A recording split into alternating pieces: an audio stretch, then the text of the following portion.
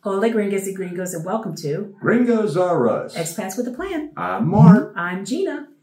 This week, we're going to share the cost of living on Huatuco and our final wrap-up thoughts. Coming up next.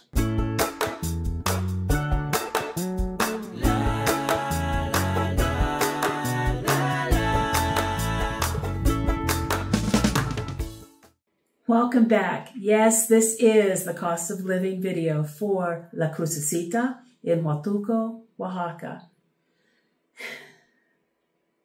That's a mouthful to say, and it's not only is it a mouthful to say, it's also, before we get into the numbers, it's a little hard to comprehend because they call it Huatuco, but it's sort of part of Santa Maria Huatuco, which is all the way on the other side of the airport. It's about a 30-minute drive away. So, but it's in that municipality.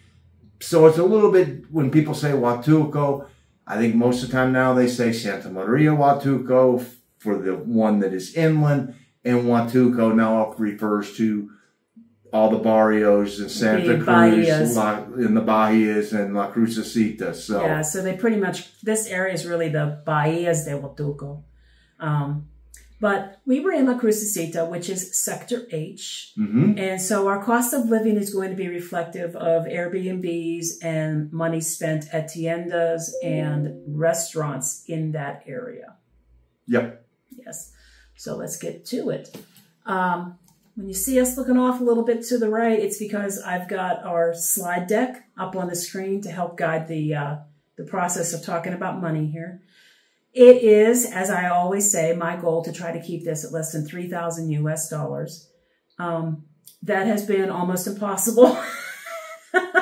Yeah. But we do have expenses that account for some things that a lot of people wouldn't have that's causing some of that. And Airbnb. An Airbnb. Airbnb is a huge part of it because Airbnb is almost double what rent would be. When people ask us, and they're like, well, I pay this much a month and I've been living here for, well, yes, look, we understand that you've been living someplace for a while and you're paying much less.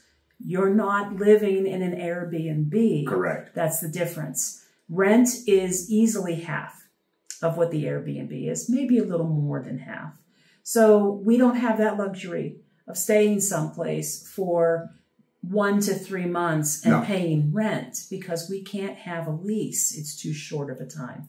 So our options are basically vacation rentals like Vrbo or Airbnb.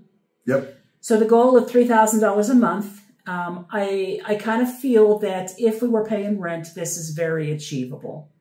But it's going to be higher than that almost every time we do one of these because of the Airbnb. Correct. The exchange rate. We saw a boom in exchange rates during this stay. We started out, when we got there, around 18. Sometimes it was high 17 something.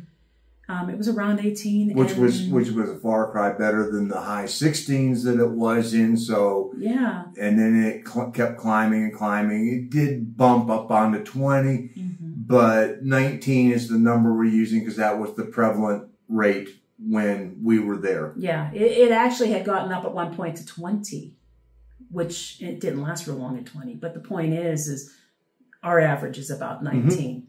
So that's a fair estimate of how much we actually spent here. Our Airbnb for a 1-month stay ran us 53,143 pesos or 2,797 US. Now that's not rent. That's Airbnb. But that's how much it was for a month. Also in our final accommodation costs, we did spend 2 nights in Zipolite. You'll see the video for that up here. And that cost us the equivalent of $225 total for those 2 nights. That was a good deal. It was a good deal because we were right on the beach. So, you know. And it was off season, so we got the good deal. Yeah. In comparison, our lowest Airbnb to date was actually in San Luis Potosi, and that was Airbnb rate. Now, that might have gone up since then because it's been a year, a little more than a year, and Airbnb rates have been rising. But at the time we stayed, it was $1,400 a month. Our most expensive stay is not even listed here, but I'm doing a comparison. Merida was pretty close to that. Merida was running us about $2,880 a month. Our most expensive stay was actually in Playa Car. The reason I left Merida in this slide is because Huatuco and Merida are often compared. Mm-hmm. A lot of people who are looking to move and they don't mind the warm, hot weather are often trying to make a decision between Merida or Huatuco. So you can basically see very comparable pricing. It is. Now, Merida was a full house. Huatuco, that was a condominium, and we did have more room in the one in Merida, but price-wise, very comparable. Next up are our activities. Now, we only went on one big thing, and that one big thing did cost us 5,500 pesos, but I'm breaking this down by monthly expense. And so you can see the bulk all came from It came from one thing. Yep. And it was one big thing, and it's not one big thing you would do all the time. No. So if I were to split that down into monthly amounts, since we were there for 2 months, our activities cost us 2,875 pesos or 151 US dollars. Yeah, and that was, I mean, the boat trip was definitely worth it. I always include our activities in that way. All right, groceries. Hit that same magic number that it seems to be every month. I mean, basically a little under 10,000 pesos or a little over $500 a month. And it seems that regardless of where we go, that number maybe plus 10%, minus 10%, but it's always right in that ballpark. It's always in like a $500 to $550 a month grocery bill, always. And to be fair, we only shopped at basically Chedraui. In Santa Cruz, the Tienda. And the Tienda in Santa Cruz. Now, he would frequently walk over to the Tienda in Santa Cruz, and they did charge a few pesos more for the items that he would buy. But we really wouldn't have. I mean, if we would have spent the time and the gas to drive over to the Chedraui, I mean, it was a watch. At $6 a gallon for gas down here, the footsteps paid off, you know, for 2 peso difference. Okay. I like to say compared to San Miguel de Allende, because when we first got here and we were very green gringos, our grocery bill seemed to like really be high when we were in San Miguel de Allende. And we have learned since then, that's not the case. No. And we were shopping at La Comer, which is one of the higher end grocery stores. It really is. Well, we were going to City Market. And City Market, because we noticed that La Comer's on one side of the Carretera and City Market's on the other. And we went to both, and the prices were basically the same, but one was a whole lot easier for us to get in and out of. And so we went for ease of convenience. And, you know, and City Market is considered a high-end grocery store, frankly. So we thought we were spending a lot in San Miguel. No. It has turned out no matter where we've gone, because of inflation in general in the country and everything else that goes with it, we're spending about that same amount of money everywhere we go. Yep.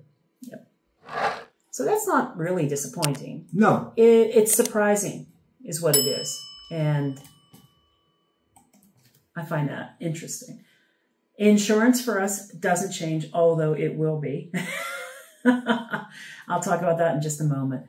Our insurance on a monthly basis is running us about 5,800 pesos a month. That number fluctuates a lot based on exchange rates. Yes, that's the only reason that it has changed is because of the exchange rate. Yeah. I mean, we pay both of these plans in US dollars. Our Mexican car insurance, we pay on a yearly basis. It runs us $32 a month. And our Nomad catastrophic insurance plan has been running us $273 a month. Now, let me talk about why that's about to change. Some of you may realize that I had a broken arm.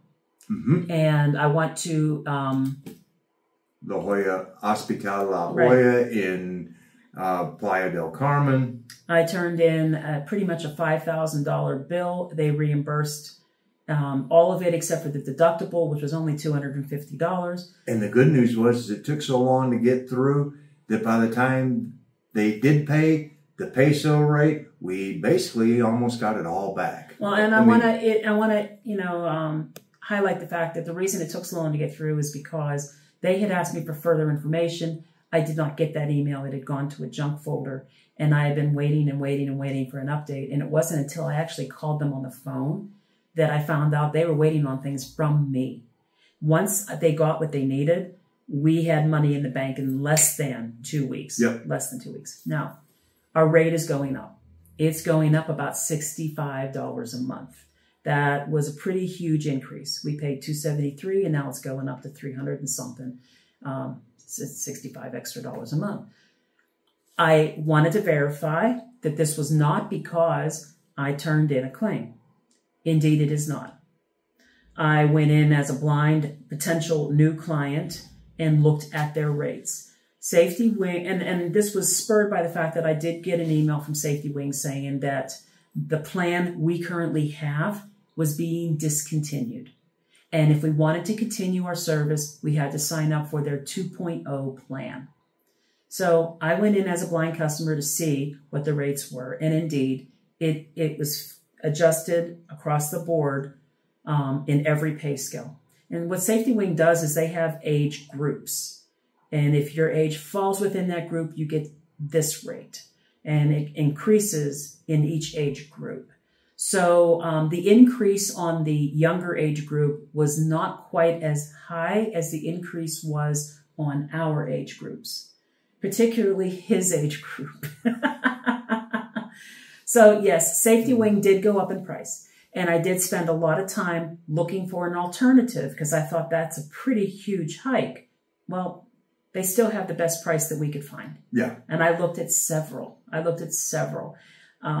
The thing that they did that they offer as an improvement, this 2.0 plan, is faster reimbursements on claims within 5 days and no deductible.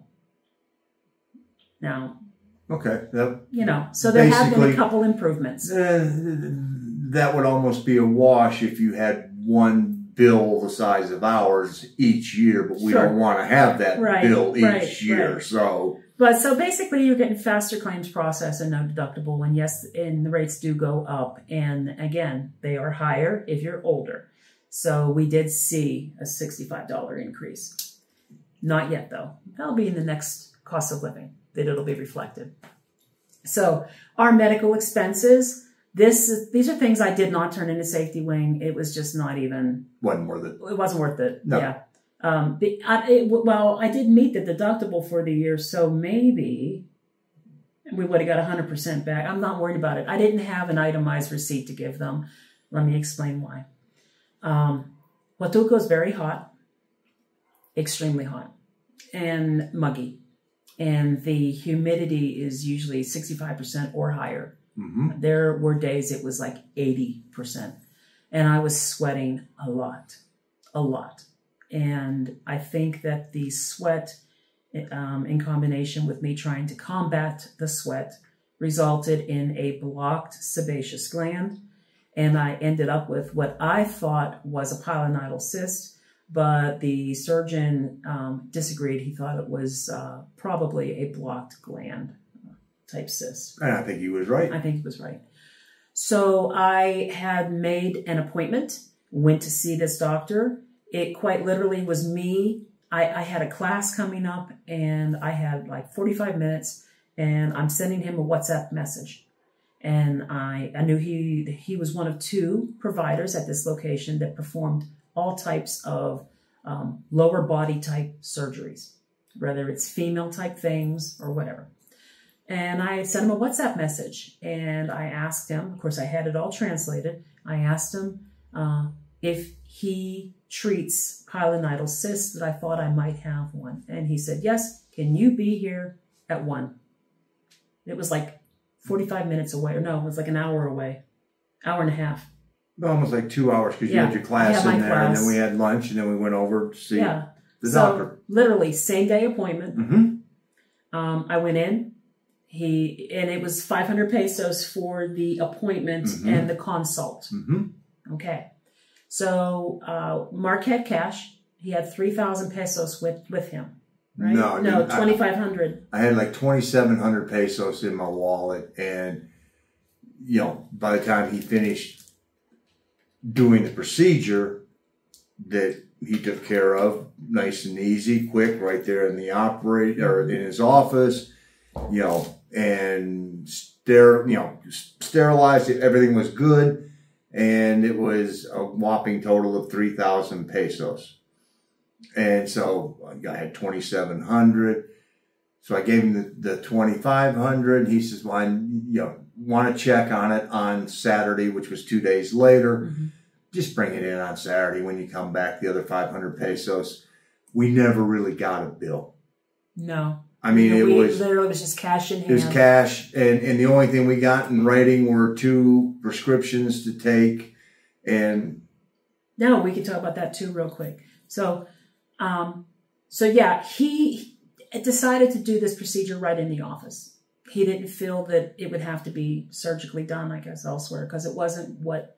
Didn't require an OR. It did, yes. So he was able to do it right there. And so, of course, then now it's no longer 500. Now it's 3,000 pesos. He was really cool with us, just bringing the other 500 pesos to him during the follow-up a couple days later. He gave us 2 prescriptions. They were exactly the same prescriptions. One was for me to keep, and one was to give to the pharmacy. Now, I noticed that when you take your prescription, an actual prescription, to a pharmacy, I thought they were going to keep it, but what they do is they stamp it, and they indicate which they completed, which one they filled. Because this pharmacy, we went to Similares, they did not have one of the items, and we had to go to another pharmacy to get it. And so they stamped it and checked off what they had given me. And then I just presented that same prescription to a different pharmacy. Yeah. And then they did the same. So I had a copy, but they both ended up giving me back the copy that they used. With their stamps on it. With their stamps on it. This happened again when we did the follow-up a few days later. The follow-up, I believe, was about the same. Off the top of my head, I'm thinking it was about the same. Might have been 500 pesos. Yeah, it was. We gave him 1,000 pesos, which was the 500 that we owed him, and the 500 for the office visit. Right. He checked it. Everything looked good. Again, appointment was made very easily right there in his office before we left the first time, you know. And the funny thing about it is he's a very casual, laid-back guy, and this was a different experience. He was wearing blue jeans and a golf shirt. And his blue jeans were all like shredded, tore up in the knees, the torn up style of jeans that's popular. He came riding in on a moped or a bike, you know, for the appointment. He was not dressed in scrubs or a doctor's coat or any of those things. But the quality of service was right there with... He was excellent. Yes. He was excellent. And he treated the issue, and the issue went away. Yep. So the expenses that I'm showing are, again, per month. This basically was the total that I broke down in half because we were there for 2 months. So we had total of 3,500 for the treatment and follow-up appointment. And then the prescription costs. And then the prescription costs. And that came to 2,648 pesos per month, or $139 US. Yeah. And we picked up a few other prescriptions while we were there that we were like, oh, this is starting to get a little low. Let's... We got maintenance meds refilled and things like that. It's a little higher than what we normally spend. But it was interesting that I wanted to share what that experience was like, having an outpatient surgery procedure that was just, boom, done like that. Personal services is just a really easy one. Mark got a haircut. Yep. A lot cheaper than the one in Tulum. Yeah, yeah. And that's with tip. Yeah. And I think that was actually 175. 170, 175. Like I just gave him the 200 and was like, no necesito cambio. Right, right. So that's it. One trip to the barber. Restaurants and bars. Okay, we did overindulge a little bit this time because we could. And the prices overall were reasonable and everything was very close to us. And so we did this. We would order pizza a couple of times. We went to Terracotta. We went to Mazza Mescal twice. We went to Los Parados twice. We went to a wings place. We went to Wings Army, Zipotil, and 2 trips to go see Omar at Sanctuario. And we also got food at that beach place on our boat trip the one day. And we had food at Lin y Mar down at Santa Cruz. And then we also had Cafe Amor. Oh, yes. So we ate out a lot more than we usually would. And this is including our bar trip, our bar tabs as well. We don't typically go out and drink a lot, quite honestly. But we had lots of people that we met in town, and we would just go hang out with them. And this is the result of being popular. Yeah. We were popular. So, yeah, our restaurants and our bar bill for the month was 6,796 pesos per month, or $358 US. That is high for us. Yeah. That is high for us. We typically would not, we probably would spend half that. And, you know, $141 per month of that was on bar tabs.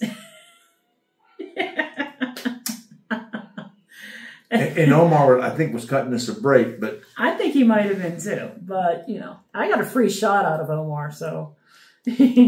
Transportation costs for the month is higher than we normally do too, because this time we had maintenance.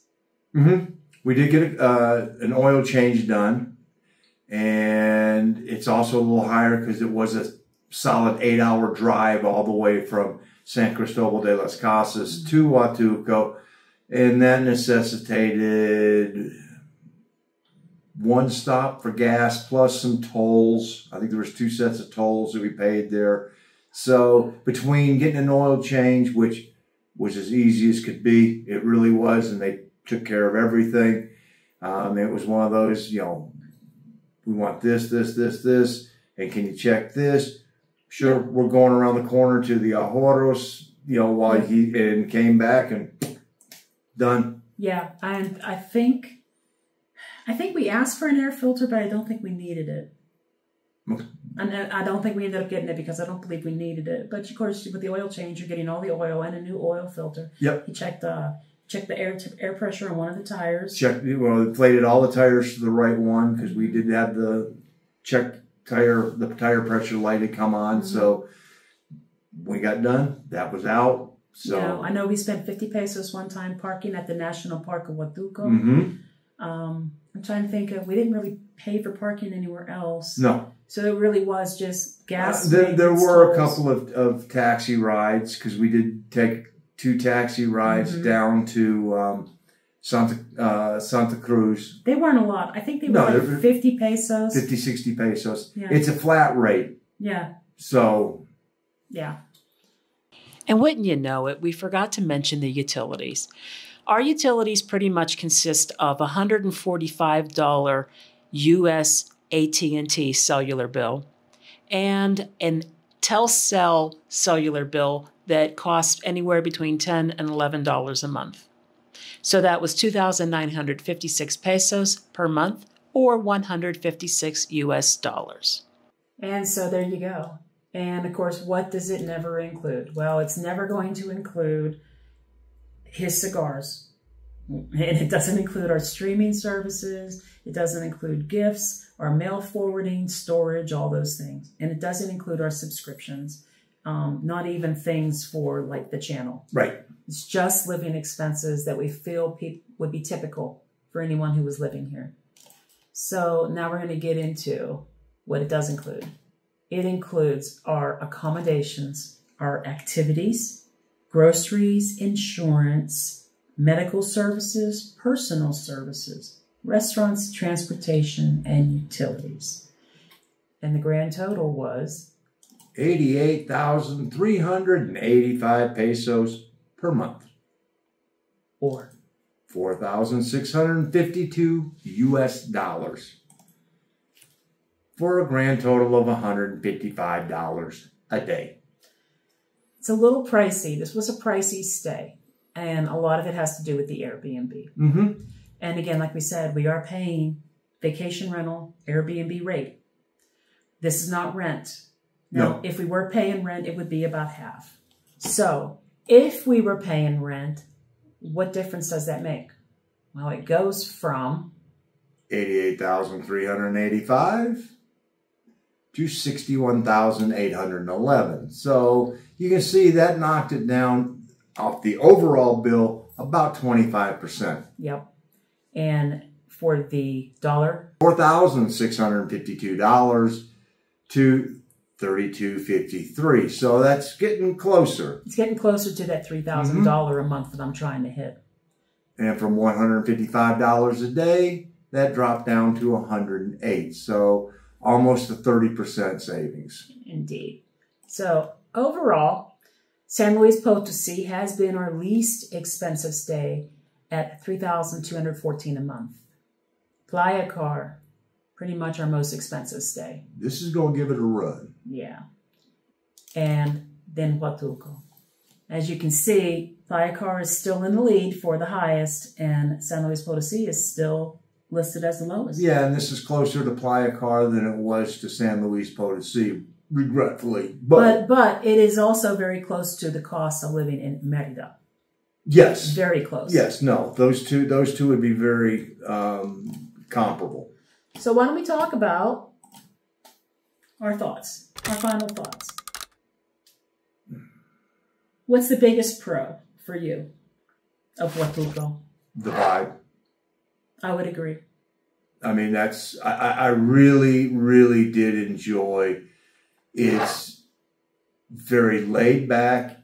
It still retains a lot of authentic Mexico, unlike what you get in Riviera Maya. True. That there is a lot more. I mean, you can walk down to a taco stand and, just boom, that it's right there. Although, to be fair, a lot of Riviera Maya does have its very authentic Mexican barrios that we never visited. We were always True. in that tourist zone. True. It is, but Huatulco is a tourist zone that doesn't feel like a tourist zone. Yeah. Other than the jewelry stores and all the Right. tiendas selling the souvenirs, but yeah, the rest of it feels more of an authentic Mexico than you got on the Riviera Maya. And the further out you go into the more local residential neighborhoods, the more Authentic authentic it it feels. becomes. So what's your biggest con? Heat. It's the heat, guys. It's hot.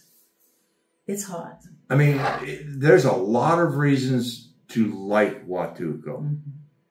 Yeah, it does have an airport. It's got just about everything you need with, and I have a sneaky suspicion that Huatulco 10 years from now will look very different than the Huatulco that we just got done experiencing. Maybe. I mean, if we did a video with Fred and Cindy, as you may or may not know, link right up here. Fred and Cindy have been living in Huatulco for 7 years, and they have seen the rising costs of living. They have also seen a drop in infrastructure. Some of that is related to the fact that it is a tourist location, and the government has an agency that handles that, and that agency is being pulled to other parts of Mexico, such as Acapulco. There's a lot of things that are being done in Acapulco that need to be done. To help restore, services and infrastructure. But that organization, there's $100 and right now what Acapulco was only getting 20. Yeah. Well, now to rebuild it, they're suddenly getting 60. Yeah. Well, that only leaves $40 left out of that 100 to spend in all the other places. So I have been reading that there has been reports in an increase in water shortage, an increase in electrical outages. We didn't experience, and it might just be because of the neighborhood we're in, and because we're in that very touristy neighborhood, they tend to have preferential treatment in or those we were neighborhoods. in Central, Yeah. I mean, that may have also. But we didn't really experience a lot of outages in electricity. We did experience fluctuating internet service, though. But the water was fine. We had water delivery service. We didn't have any issues with that. No. No. I mean, we were very precautious when it came to running the air. And we did that because... we didn't know what tier level. Right. We didn't want to, jack up the electrical bill, because along Riviera Maya, Airbnbs will often have the electrical bill separate. Mm-hmm. So your electricity is going to be paid by you in addition to your Airbnb costs. Not always, but it happens a lot if you have a long-term stay. Yeah, rather frequently, if you're in a location for longer than 30 days, that bill could be put on your wallet going, this is for you. Yeah, and it's not uncommon. We've had that a number of times. It was in Merida, Progreso, and Tulum. It didn't happen in Playa Car. But often they will have the electrical bill in the small print, right, that you're responsible for it if you're there for longer than a month. And it was not happening here in Huatulco. She did not make that stipulation. So we were trying to be very... we just wanted to be good guests and not... Because again, we know what the cost from CFE was in Merida, and God knows we know what it was in Progreso. It was really high. And so we just didn't want, for her to get stuck with that big bill. Really big bill. So we were very cautious. Mm-hmm. We kind of kept the air conditioning on dry in the bedroom most of the day, just to keep the humidity down up there. We would only turn it on downstairs when it just got unbearable. Then we would turn it on. It didn't happen a lot, but we also kind of made ourselves suffer most of the time we were there with the heat and the humidity. Well, and that's one of the reasons we were there at the time of the year we were there, is we wanted to feel what it was like. And of course, then as we have done further research, it really doesn't matter when you go to Huatulco. It's always hot. It's always hot. But we also learned when we went to Dawn and Lisa's for tacos. Now, Dawn and Lisa live high above the Bahia de Tongalunga. And Tongalunga is one of the more higher end areas of Huatulco. They had a really beautiful house with a gorgeous view, but the big thing about where they were... That nice ocean breeze. That breeze lowered the temperature easily, about 10 degrees Fahrenheit, maybe more. Yeah, no, it was comfortable to sit outside. There wasn't the constant, I need a towel to dry off with because I'm constantly sweating. No, it was very comfortable there. And Lisa mentioned to me that she had gone into town, into La Crucecita, to go to Terracotta, to pick up a pie for dinner that night. And she commented about how she was just sweating in La Crucecita. There's no air movement there. There's no air movement in La Crucecita. And that's why it's hot. It's surrounded by jungle. And hills. And then it's all built up in there. I mean, it's not high, but it's 2-3 stories high. Yeah. And there's just not that breeze. I mean, we were actually sitting on the terrace one night, and we got about 5 seconds of a micro burst of cool air that hit us, that we were just like... Right before a storm, yeah. Oh, where is this? Give us this. And Huatulco goes way up the list. Yeah. So... It's kind of like this.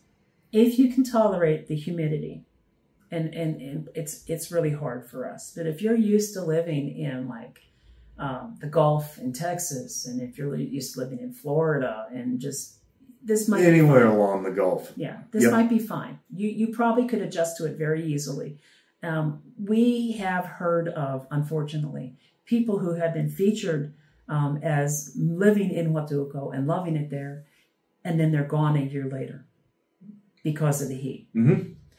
So it's definitely something where we loved the atmosphere.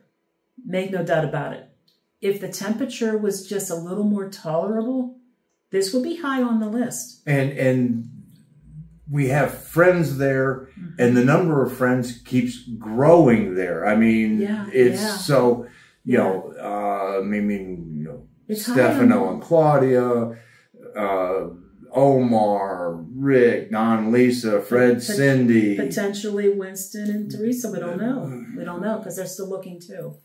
So, you know, it's the temperature. That is the one stumbling block. And temperature can be controlled if you're in the right location and in the right residence. You got good solar panels. Yeah, I mean that really is what you know. If you've got solar panels up there, so it allows you to go, you know what? If I'm inside, I'm going to be running the air.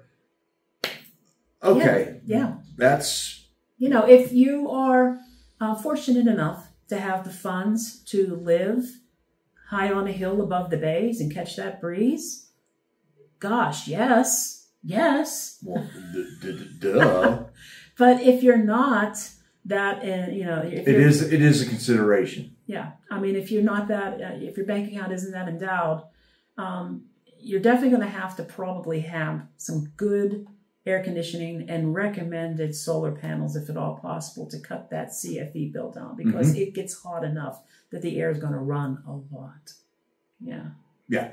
I mean, you're not sleep. I mean, I can't imagine trying to sleep without air. No. That just would not happen. You can't. A fan is not going to do it. No. No way. No way. It's just way too humid. It's not even the temperature. It's the humidity. It's the humidity because it's in the 90s just about every day. 90s tolerable if you're someplace dry, you know. But that humidity is over 65 every day. So it's rough. It's rough, guys. And for that reason, I don't think we're eliminating this place as a potential place to finally live. Put it this way. There are other places that are below it. Oh, yeah. There's there's a lot of places that are in the pecking order that are falling below. And so it's one that unless something knocks our socks off, it would have to have some serious consideration when it comes time a couple of years from now to Watuco is still in the list of considerations. You can't help but just really, really relax there. That vibe is just, it's tranquil, it's relaxing, it's laid back. We noticed it immediately. It doesn't take long. Yeah. And it's very easy to live there. It's just that temperature, that humidity. Yeah. Again, those beaches. I'm not a beach person, guys. He's not a beach person. Those beaches are stunning. Absolutely stunning. And I do like to snorkel. And there is a lot of snorkeling opportunity in that area. Many of those bays have great snorkeling. It's not going to be the type you find off the coast of Cozumel, but it's still really good. Well, and we also have to bring up the fact that while we were there, we felt the tremors from 2 earthquakes. We did. So, I mean, that's true. Not that it was one of those where we went, oh my God. No. But it wasn't alarming. But when you have a concrete, solid concrete building that you can feel it in, you're going, what was that vibration? That's, you know. Yeah. So that is another factor that goes in, is because you are in that earthquake zone. So, but overall, you're close to Zipolite. So, yeah. Well. No, see that video up there.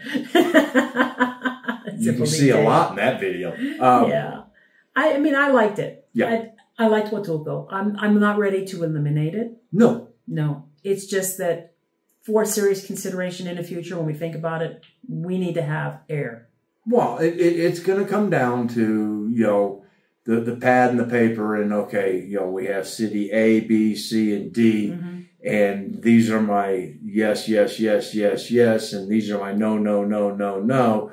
And then when you look at it, go, if there's not an overwhelming winner, then it's going to come down to those types of minor details. Exactly. All right. Well, thank you very much for tuning in. If you like this video, please consider subscribing to our channel.